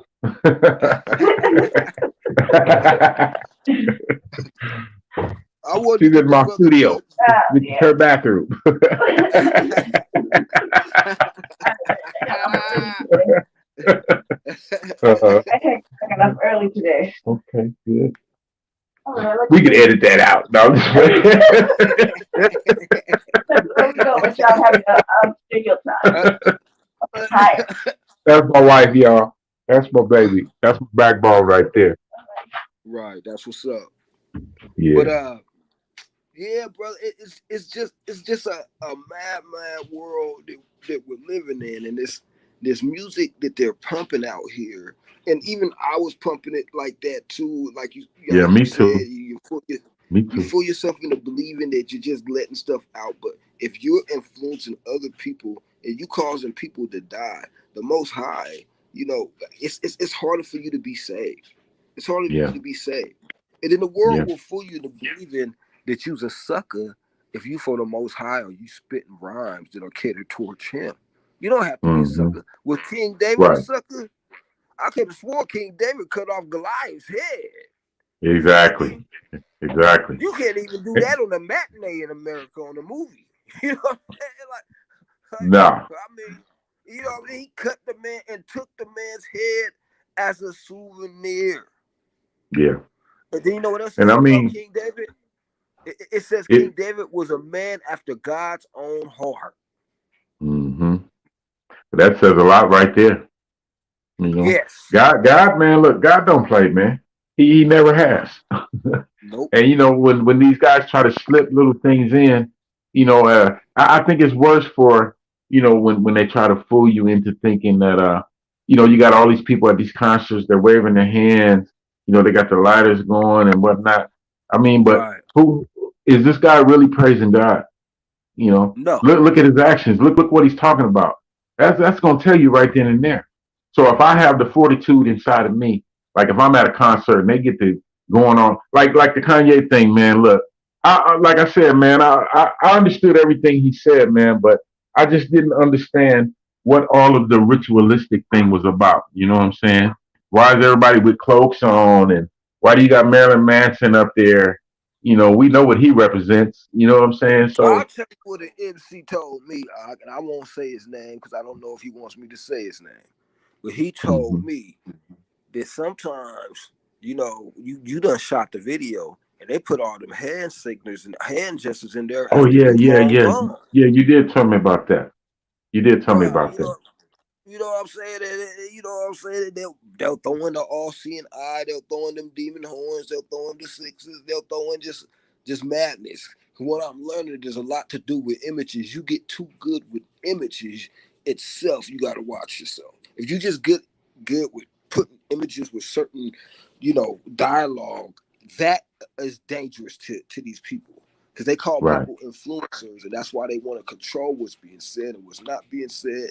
And I ain't trying to go all super against anybody, but I'm just keeping it real. They're pumping Yeah. music in here, and then we start talking about the time when music got um gangsterized and murderized, and around the same Mm. time when the so-called meeting that happened, they Bone actually admitted to being at a meeting where they said they're going to be buying up prisons. We want the music to get more dollars so Right. we can fill these prisons up and make this big old money off these prisons Right. because the music was great. Yeah, you had some gangster stuff, but the NWA stuff wasn't gangster stuff to the. Well, I ain't gonna lie. Gangster made me probably got a couple of people punched in their face around. You know what I'm saying? That Yeah, gangster yeah. probably got a couple people That punched in that their that face. was just normal hood stuff. That's Right. dealing with the police. That's really Yeah, all but that was. that fuck the police. You had NWO. That was their niche. That game. You had your Ice T's. Then you had your players. Your Too Shorts. Your Right, DJ Quick. You had your players. Then you had your um um intricate thinkers. Your poor righteous teachers. Then you had your pro black. Your X clans, which me and you both right. agree that Brother Jay is probably one of the most slept on MCs. Yes, You know, sir. Yes, yeah, sir. Brother Jay was a great MC, and he just Yeah, his flow he just flowed, bro. yeah. Very He steady. was just you said like an instrument to me. That's how his voice was. The To many me, men his together voice and they is say, like "Bro, Jay, water yeah." But flowing, we did the but make did the controlled. crossover. Hey, yeah, yeah. Right. To That, me, his flow is like water controlled by a mechanical device. yeah, yeah, Like if a water's on a forest or a bucket and it's going in a circle and it drops, the water drops, and then it picks up some more water, then it drops, picks up some more water. That's how I looked at his style. right, How it right. flowed. Yeah, Like it flowed naturally, but there was some human device behind it that made the water work, make the flow more work for him yeah, and for his environment and for the beats. Their beats were even tight. But to me, their yeah, beats was really West Coast style. yeah, yeah. They had the funk behind it, man. They had them Right. funk beats.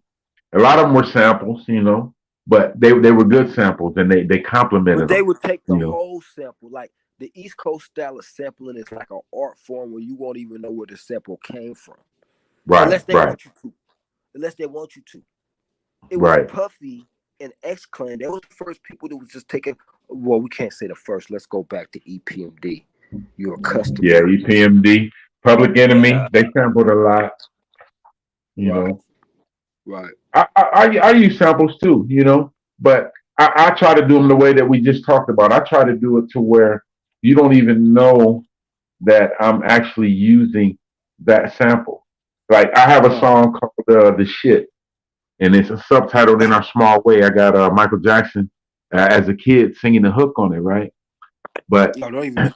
right, I don't know if you want to put that info out there. oh, You'll never be able to well, it's release that on modified. air. So, but there's a piece of a Rick James song, man, and it's real subtle. It's just a little tiny piece, but you wouldn't know it. You would never know it unless I pointed it out, which I just did. Forget that I said that. Y'all didn't hear that. Right. Right.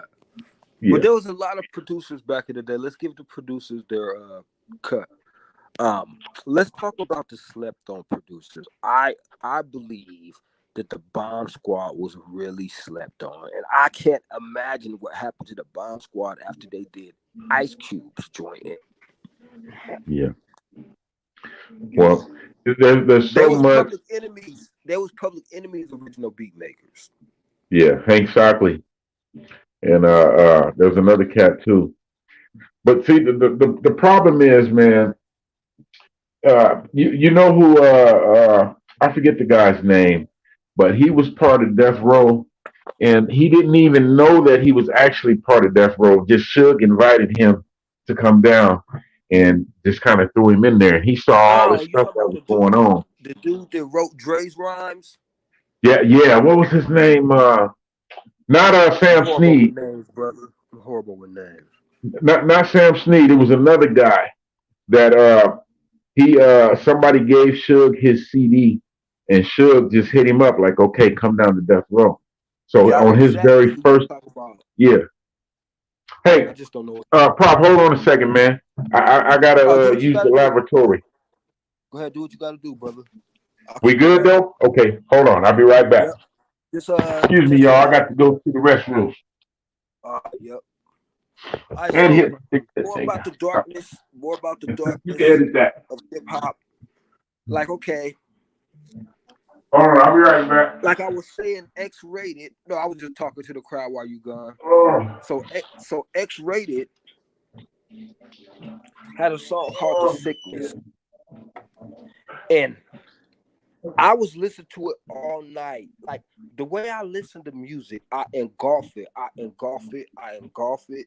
I listen to it. It's like I have an addictive nature. It's like the same way I eat food. I'll probably eat the same thing 3-4 days. If I find a song, I'll engulf it. I'll engulf it till I understand it and go in my brain, and it'll get chewed up, digest, and come out differently. You know, because my whole thing is I don't want to sound like nobody else. But right, I'll tell you a dark thing that had happened. Me and Santana, Rico, which we didn't go into his style, but I don't know how much you heard from Santana, you know, but Carlos Santana or the Santana the group? no, Rico, the homie in the crew. Oh, Rico. Okay. Yeah. So I don't know how much you knew about Santana, but you know, he got some real like original style, very a mechanical flow, like, but I would say like his flow sounds like it couldn't be stopped with an axe, like duh, duh, duh. Very steady, very euphoric and cerebral, very very cerebral. Santana style, very cerebral. You feel Okay. me? And he's gonna use his mind on whatever he's attacking. But anyway, me and Santana, brother, true story. First off, something about me and Santana, whenever we're around, we just see the wildest stuff. Craziest stuff, I promise you. Now, me and Santana is sitting and we're talking. I had just got this stereo out. First off, you had to turn the stereo on, right? You had to Mm-hmm. do that with your hand. The remote didn't turn the stereo on, but it turned it up and down. So I had the Okay. remote all the way down.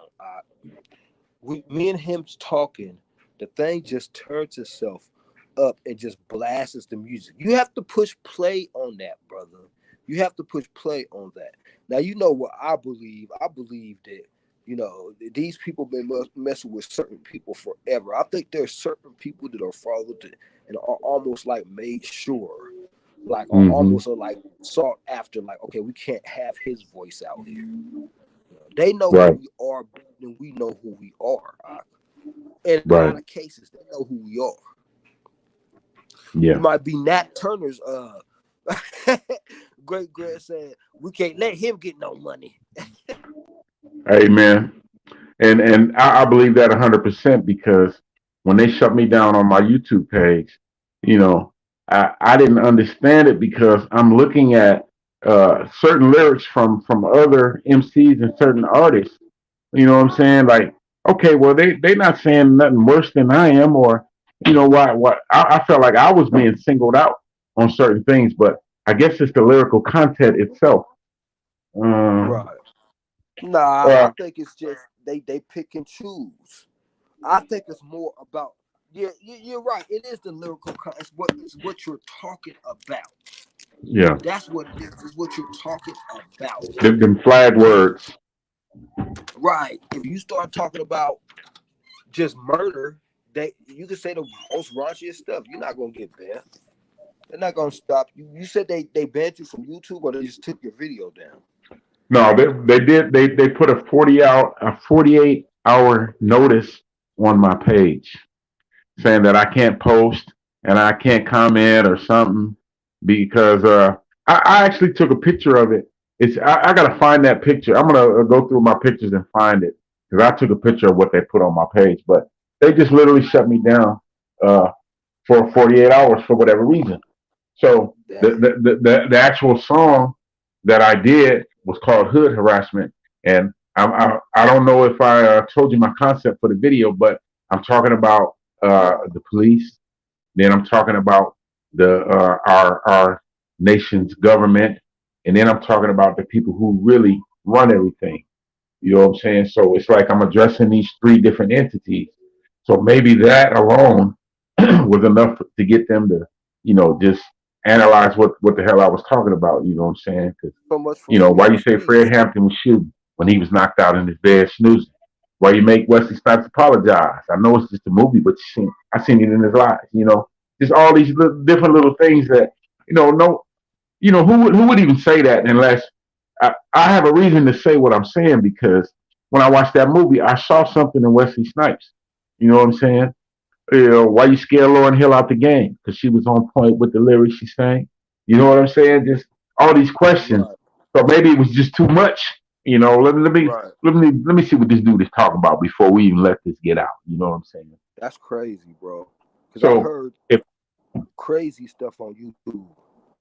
yeah. So what I wanted to say was, with my following being as small as it is, are they really wasting time with what I'm talking about?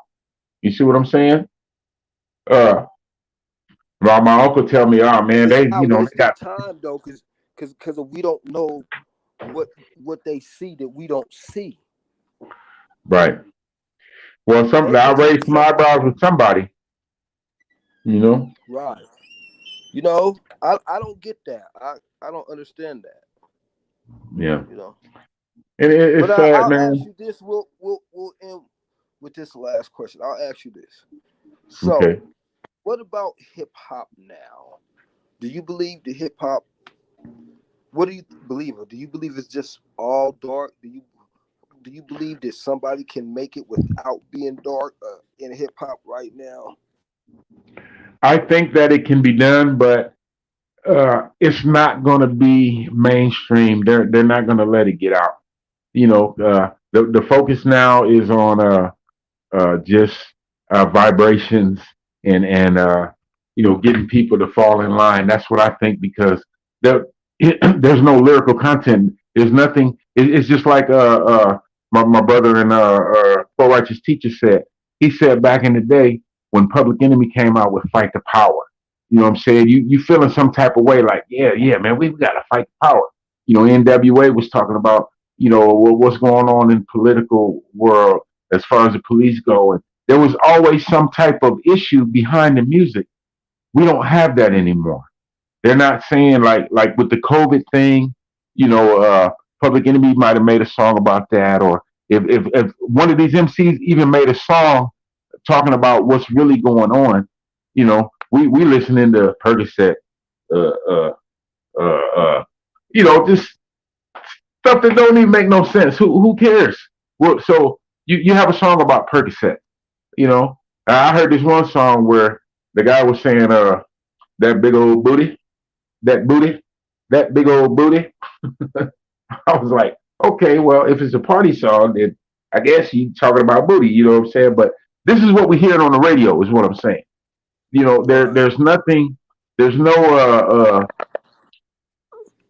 there ain't nothing that's sparking our brains as far as hip hop goes, and that's the problem with Right. hip hop now. It's like what the stuff that we should be hearing, we're never going to hear unless we're going underground. And thank God for And I underground because we never.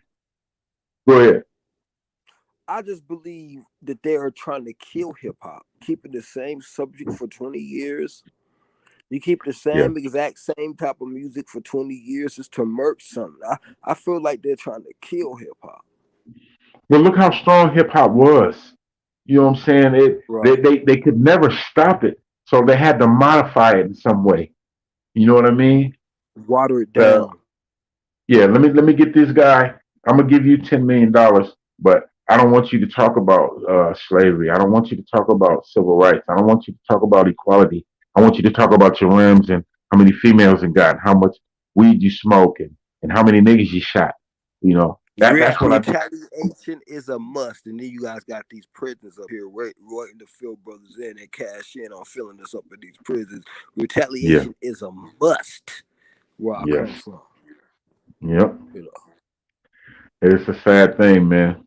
So hopefully hip hop can get back to what it was, but I don't think as long as these people are in the forefront, they're never going to let it get there.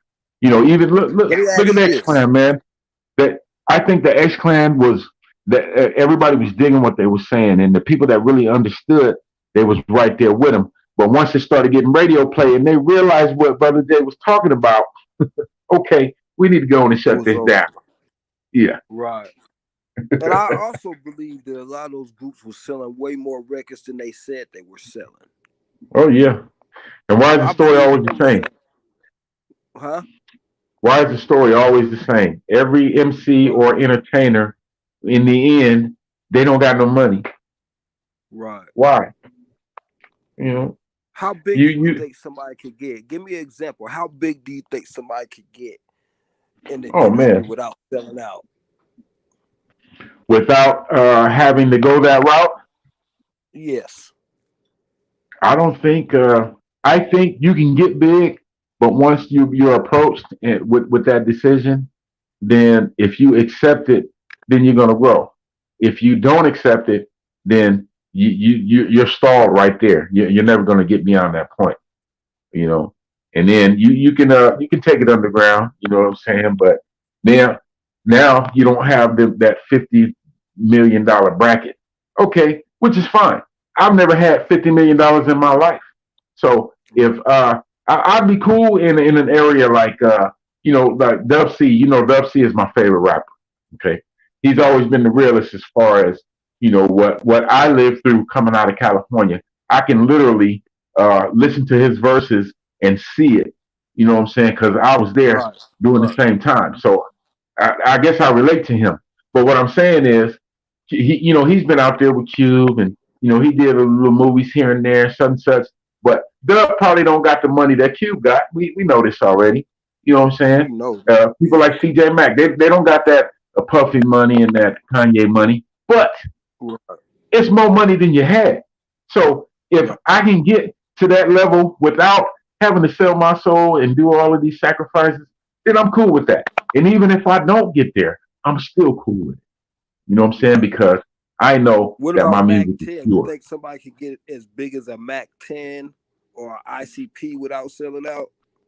Oh yeah, I think so. I think so. But then those are the ones you got to watch, depending on what they're talking about. You know what I'm saying? Right. You can start getting big, but then if your words are a threat, then now you got to make sure this guy's gonna be okay. I watched this Right. movie real quick, man. I know we're gonna run out of time here, but I watched this movie with Kevin Hart and Wesley Snipes. It's a little 7-part miniseries called True Oh yeah, Story. I seen a couple of episodes of that. Oh, oh my God, bro. Now, to me, that's probably what really goes on in that type of business, bro. You haven't seen the whole thing, right? I Have seen you the watched first two all episodes? episodes. I seen the first two episodes. Oh yeah, yeah. You need to finish watching all that. There's 7 total, man. But I'm just saying, when you have a certain status in in uh uh in entertainment, whether it be sports, movies, singing, rapping, whatever, there's a certain area that you can stay in, depending on where you at and who you're dealing with. And that movie points it out perfectly. It lets you know, it is sad because the things that happen, man. I'm gonna just say like I'm not gonna spoil the end for you, but what happened shouldn't have happened. You know, Right. with the deeds that were done, his outcome should have been different, but it wasn't.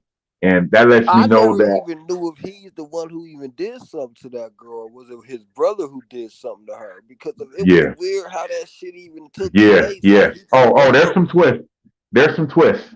I ain't gonna spoil Right. it for you, but there's definitely some Okay. twists. And I'm just saying that they call it True Story, and I'm thinking, whose true story is this? Is that just the name of the series? But what I'm saying is that the things that happen because They're you're a they're giving celebrity. you a hint in the title that the things that happen in this movie is shit that really go on in Hollywood. Right. Exactly. Exactly.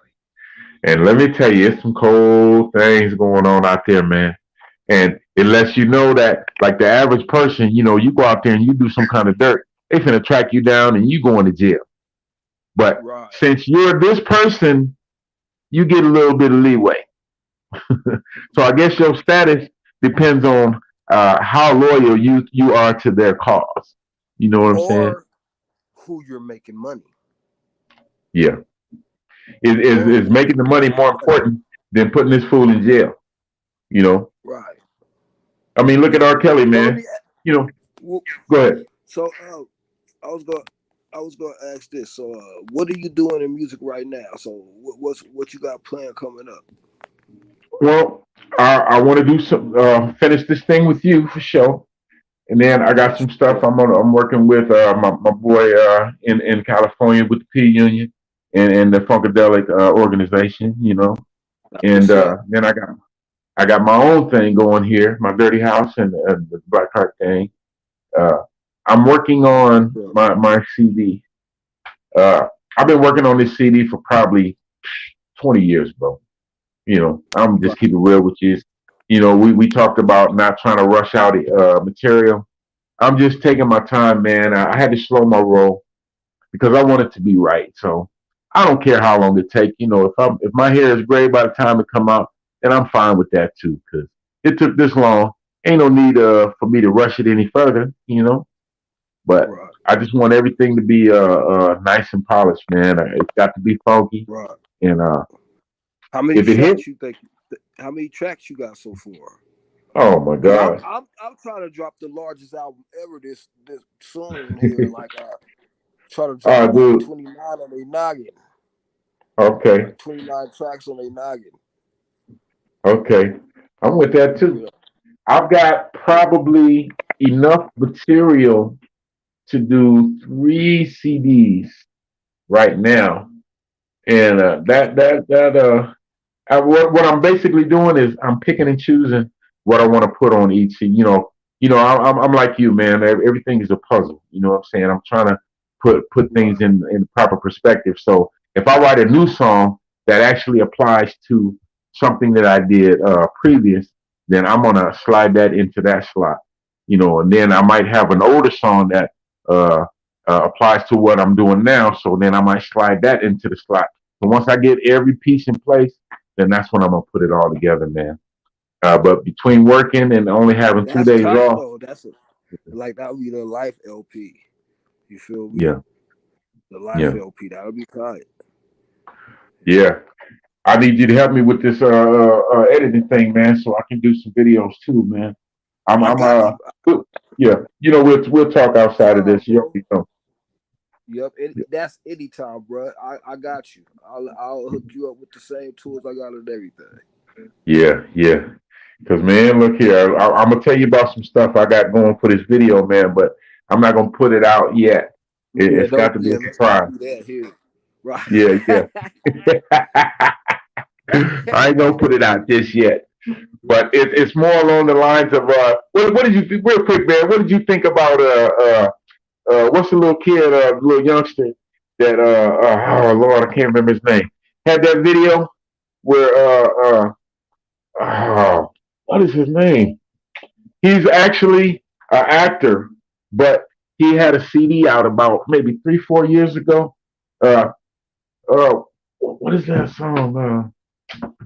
Uh, He's an I actor. can't remember, man. Childish Gambino. Oh, Childish okay. Gambino. Okay, do you He's an remember the video he actor. I had? didn't even know he was an actor. Yeah, yeah. He like does comedy or something, man. Yeah, that little dude. He's versatile, man, and I like his music, man. But I didn't really get into him, so I didn't really understand the whole concept of the video he did. Where This Is America. You remember that video? Did you ever watch that? Yeah. Now that you say that, it sounds familiar. Yeah. Now that was kind of dope to me, man. But I didn't. Cause I I heard his wasn't. name, but I don't really know who he is. Yeah.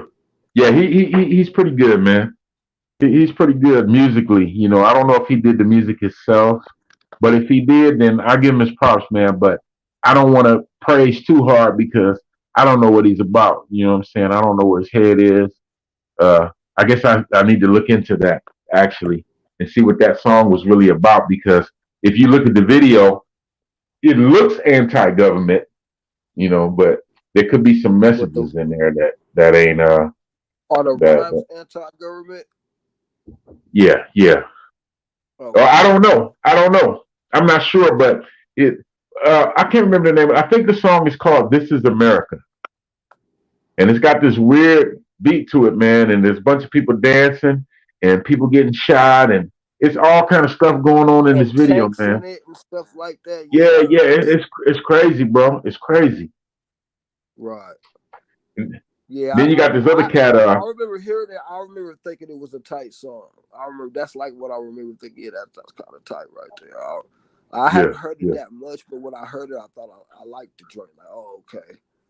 Yeah, I'm about to revisit that, man, and see what's really going on there, because there might be Right. something to that too.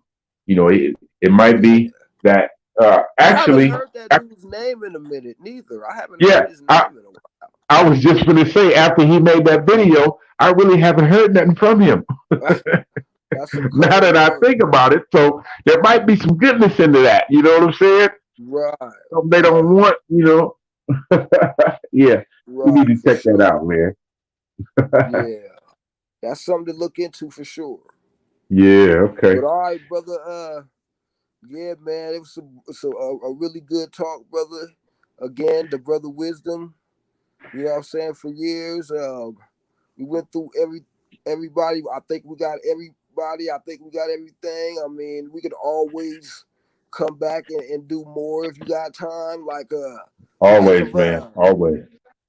because of I We mean, there may be questions. If people have questions about this, we may go live and let you guys just post us questions, most and we'll do definitely. it like that.